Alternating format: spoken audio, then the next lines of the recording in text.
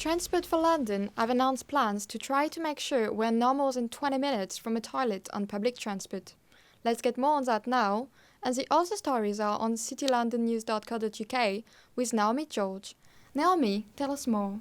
That's right. Well, if we remember back in January, Sadiq Khan pledged to invest 25 million into toilets over the next 5 years.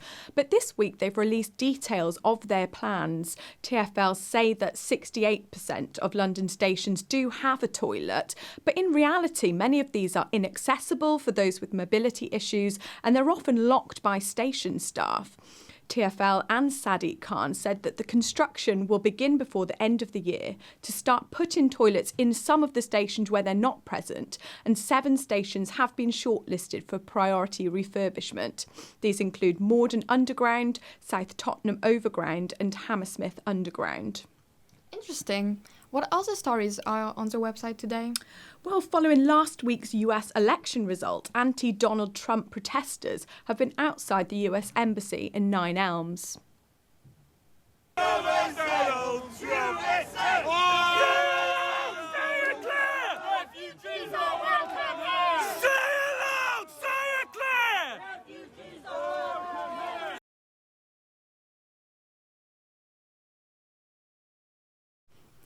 The London Assembly has been meeting to discuss finding the right balance between people's right to protest and preserving public safety. And one more thing before I go.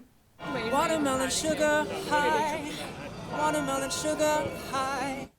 Naomi, I know that's a Harry Styles song, but that wasn't Harry Styles, was it? Spot on, but perhaps as close as you might get, Aurora. Our reporter Joe Horton was at the centre of a Harry Styles lookalike contest in Soho Square this Saturday.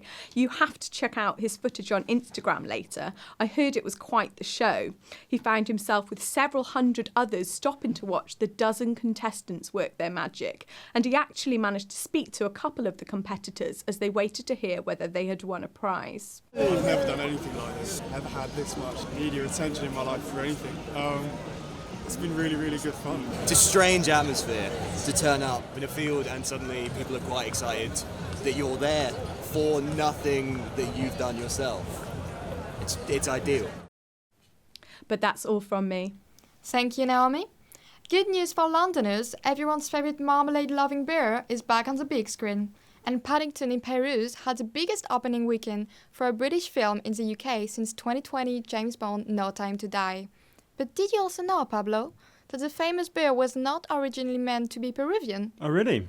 Yeah, the original author Michael Bond wanted him to be from Africa, but his editor had to remind him that bears were extinct from the continent. Well, it's a good thing they remained authentic in the realistic tale about a talking bear. Exactly, vital stuff. For more, Johnny Charlton's been following London's favourite all-sign hero in his next adventure.